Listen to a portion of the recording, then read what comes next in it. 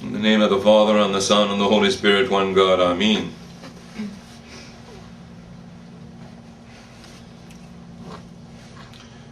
There are so many prefigurations of salvation in the Bible. This is one of them. There was a man, he has a real name, he has a real job. He was hated by all people because he was rich, and he became rich through collusion with the Romans, who had their sandal upon the neck of the Jews. Although he was a Jew, he was like the people in Vichy France in World War II, or in Lyon, who cooperated with the Nazis. He was hated.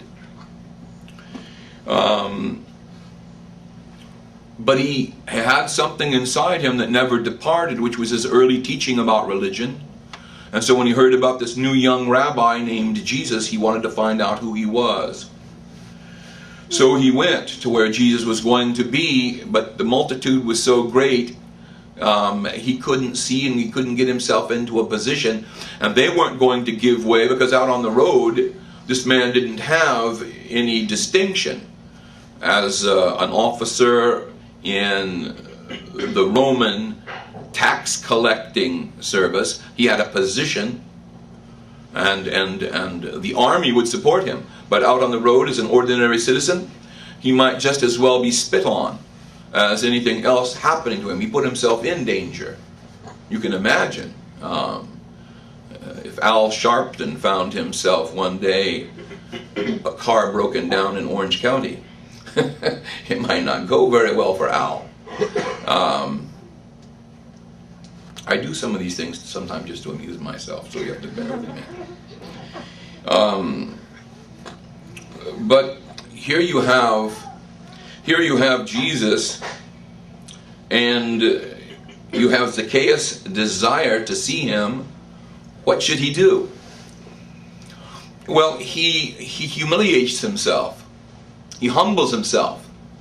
You can imagine if a venerable old man, or even he's not venerable to you particularly, but an old man climbs up into a tree. He's going to be the talk of everyone. Imagine one of your fathers climbing up a tree.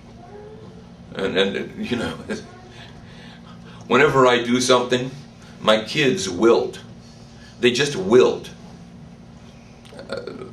There was a time when I used to use this to great advantage, to threaten them with things. For example, when I dropped them off at school, I could make a scene not unlike that which John Candy and Uncle Buck created to embarrass and humiliate his niece. And I could cause my car to buck and dropping them right off where the priest was, because they went to a Catholic school at that time, and all of the other people in very fine cars, and I had a very old car. And I would make a big to-do about it if they weren't going to obey every single command. So, but this man, on his own volition, just for the sake of seeing who Jesus was, and to fulfill his sense of mission, he climbed up into the sycamore tree.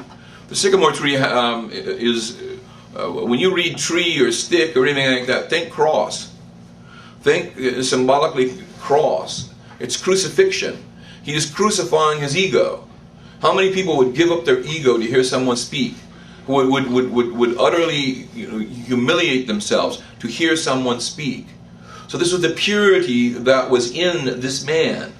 He's not a small man as it's described by stature. He's a great man in a small body. And you know how small men are. There's a program on MTV2 called Bully Beatdown. Some of you have seen it. There was a guy one time who was 5'4", and he was the bully. And I know exactly, it sounds ludicrous, a guy 5'4". You know? I mean, he's 5'4". When I was walking around at his age, I would have smacked him down with one hand.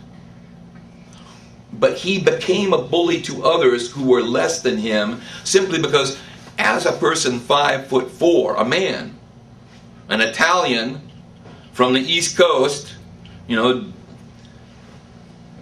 his sense of who he was probably ridiculed over and over and over and over. And so to compensate, he had to balance the scales by bullying those who were even weaker and in a more vulnerable position than he. But when you see a bully, you can almost always go right to the soul of that person and say, hey, you know what? People have called you a midget your whole life, and they've ridiculed you for something over which you've had no control. But you don't have to accept that, not by being defensive, but just by reminding them that they have a common creator. You know, and as God made the house cat, he also made the Bengal tiger. And one was not made inferior to the other. Now, it may require some more persuasion than that little thing that I've offered, but I'm trying to say that Zacchaeus was a big man in a small body, but you can imagine the ridicule and the hatred that came from him because of all the other things that were added on to this. Yet, just for the preaching of Jesus, he climbed up into the tree.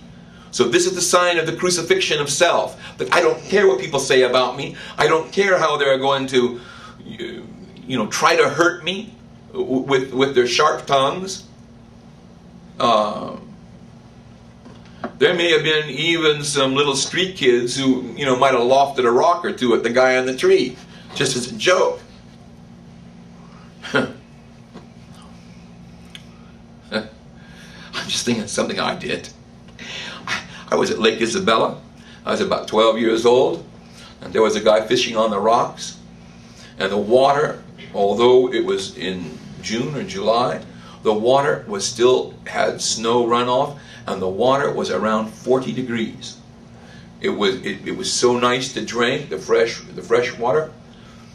But I saw this guy on the rocks, and I was jealous, and I took this little bottle that contained compressed air, and I just heaved it at the rocks, because the other ones that I had broken the seal in order to put in my little racer didn't work very well, because there wasn't any really hard packed ground, and it would just kind of like go in a circle. It wouldn't go right. So I just took one and threw it. As it hit the rock on the other side, the little piece of lead that was in the seal came out, and then the thing went really fast with a high-pitched sound. And the guy, he threw up his hands, he threw up his fishing pole, and he fell down the rocks into this freezing water. He hooted. You know, I don't know where he is. I'm 64, so I hope he's gone to his reward. Because if he hears this, he may come looking for me. I'm the guy that did it. I was about 11 at the time, 10 or 11. But I can imagine some little kids taking rocks and lofting them at a guy in the tree, you know. Like, how are you going to catch me, old man? You're in a tree, first of all. And it would be good sport. But this sense of crucifixion, Jesus saw him and he said to him, Zacchaeus, come down. Quickly, come down. I need to stay at your house. Well, Jesus is the one who sees into our souls. But the thing that he saw more than that was this attitude of, I'll give up everything if I hear the message I've been longing to hear. You see, that's the central part. When you have people that are so well fed, you can offer them anything and they won't eat. But if you have a man who is hungry, and he has been hungry for a long time, this is one of the jokes I make about my wife's food. She always makes us wait for dinner, and it always tastes better than if we got it right away. Because the best seasoning is your own hunger for anything. You will eat sardines and saltines and think it is a feast. So, the Lord asks him to respond, and he does. Now, all those who had been perhaps pointing their finger at Zacchaeus and making fun of him, they started on the Lord, and they said, Look at this. Look at this now. He's gone to be a guest in the house of a man we know to be a sinner. He takes money from us, from our nation, though he is of our nation, and he gives it to the Romans. This guy's a bum. Oh, what's the rabbi doing? The rabbi stood before the Lord, and he did what? It's what I've encouraged every single one of you to do. Every single day I've been a priest for coming up now 23 years. Confess. And Zacchaeus confessed to the Lord. He said, you see me for what I am, Lord, but there's one more thing that you need to know about me. If I make a mistake in my collection, according to the law of Moses, I pay the man back not what he is due. I pay him back 4 times the mistake I made. So I am assiduous in my care of my job. And I do not put a burden on somebody greater than the law requires.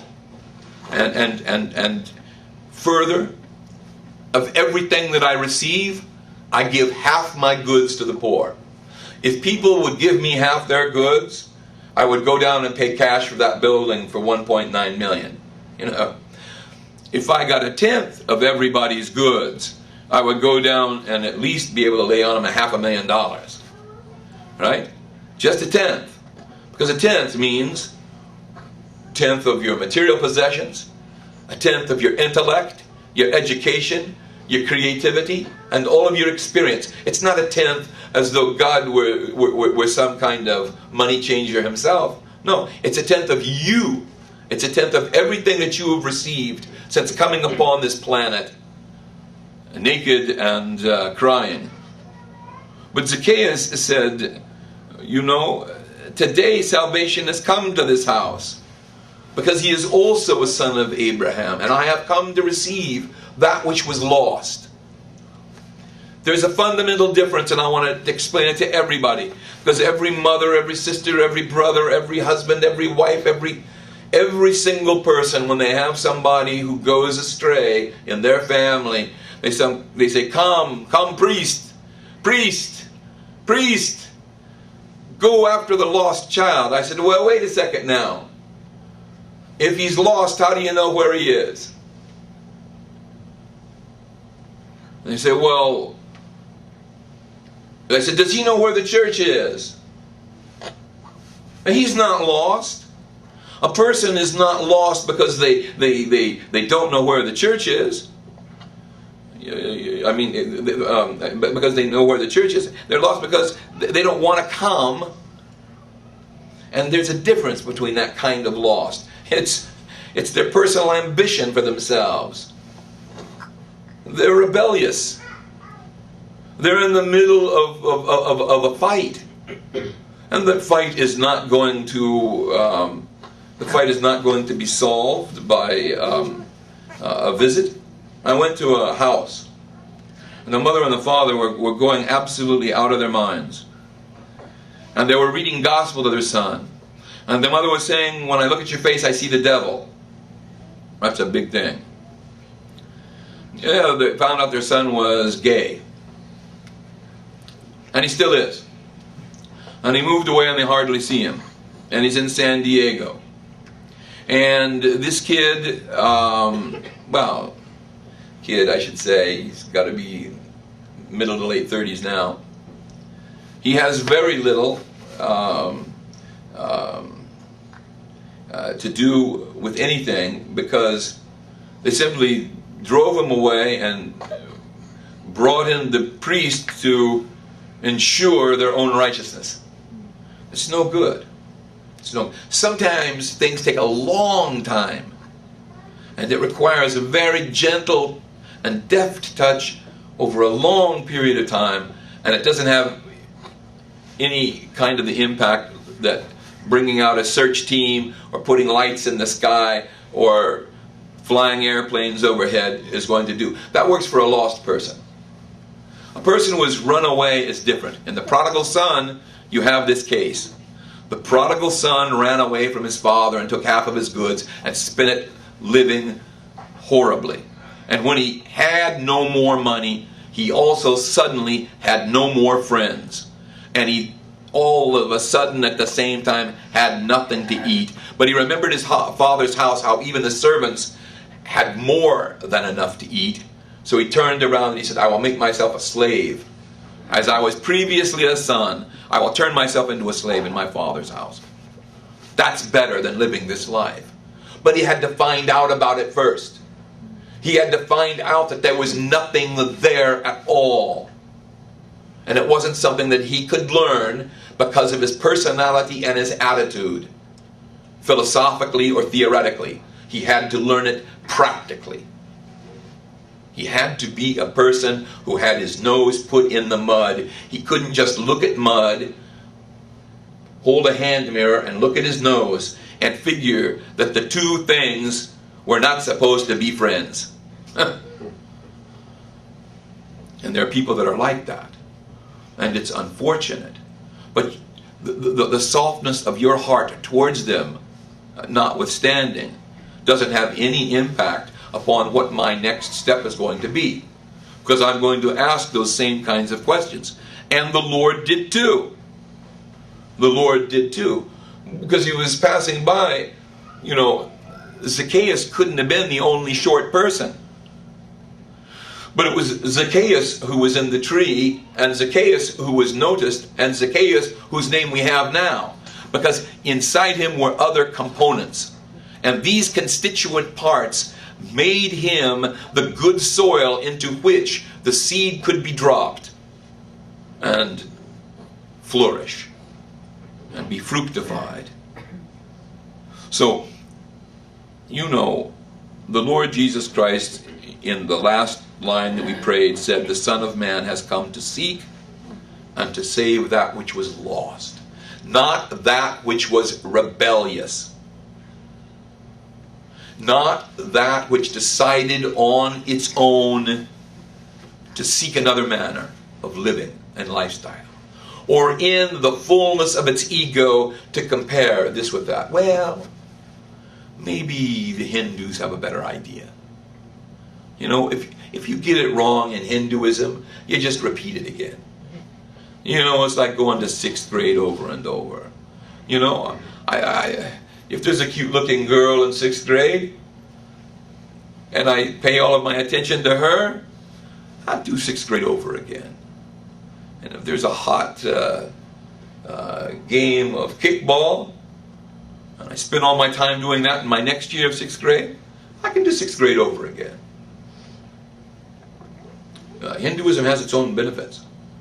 The single benefit that makes it unattractive to me is that it's a lie. But beyond that point, I like it. I mean, it's clever.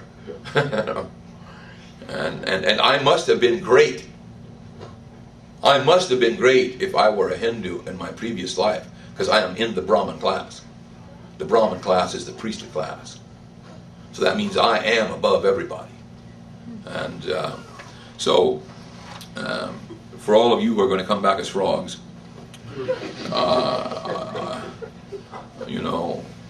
don't lay that one off on Brahma, Vishnu, or Shiva.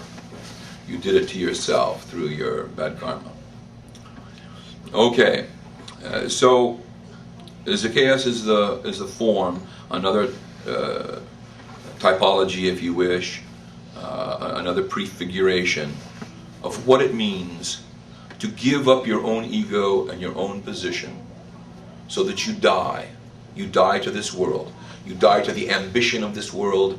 You die to your own ego, and you seek Christ with your whole self, your entire self.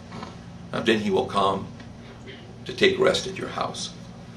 May that be the case for all of us. Glory be to his holy name, both now and ever, and to the age of all ages. Amen.